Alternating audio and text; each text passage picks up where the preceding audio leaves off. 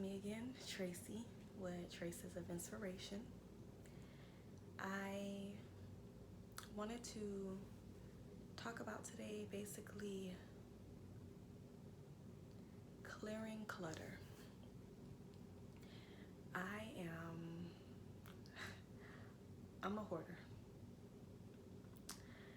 I got those tendencies from my mother. I am I would call myself a very sentimental person. I love when people give me gifts and I always keep them. The cards that people give me, I keep. Like I have pictures and different things that remind me of moments in my life, and I love holding on to these items. However, recently, like my room was just so cluttery, and I know that it had a lot to do with how I was feeling internally, mentally, emotionally, because my room or my creativity space reflects how I'm feeling. So when I see things are like out of place and just all over the place, it shows me how I'm feeling inside. So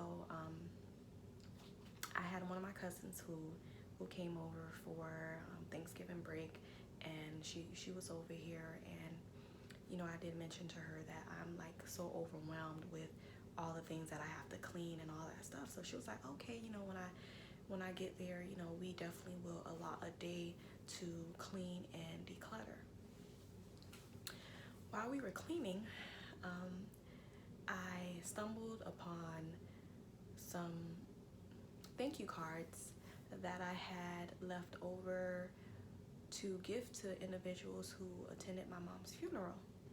And I was just so like shocked that I still had it and all that stuff.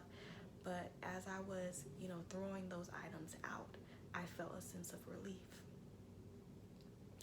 There were other items that, I was like, wow, I remember where I was, how I felt, what I was doing, who I was with, and it made me smile. Some of them made me smile, or some of them reminded me of like tough times. But during that situation, it was teaching me something. Trace, like, you were feeling so heavy, or you've been feeling so heavy because you're holding on to items that caused pain, or that were not so great moments, or that have some type of heavy connection to it. So I've been striving to just get rid of items, get rid of things. And one of those like big things that was very tough for me is clothing. I I I love clothes. I love dressing up, but I do have an issue with letting go of clothes. And it goes back to what I was stating, that there's this sentimental thought, moment, memory to certain items that I possess. Like I remember where I purchased the clothing. I remember who I was with, or what event we went to, and I found it very difficult to let go of these items. My cousin was like, "You need to put these in the donation pile." So I understand why people. I understand why people become hoarders, not justifying the action, but I had to learn, and I'm still learning, this is very fresh and recent, is to get rid of items that make it difficult for me to release a person, or release a moment, release a memory that otherwise I need to, because of feeling heavy and oppressed by it. And there's just this eerie, light feeling that comes when getting rid of old items and making room for new. I definitely know that a piece of me not letting go of some of those items is because I didn't want to let go of those old memories, and I was afraid to make new memories. But I'm learning that I've been saying that I want to just be different, walk in a new light, no longer function in like a lot of the past things. And me and my friend, we've been talking, like she inspired me recently, and she was talking about like upgrading and just becoming a woman or embracing that. And I was like, that opportunity gave me a chance to let go of those old items and bring in new things, form new memories, and to not be attached to clothing. Know that those memories are permanent, they're in here. I don't have to place them on an object, or just feel that, okay, this object is the only way that it'll help me hold on to this memory. No, it's in my heart, it's in my mind.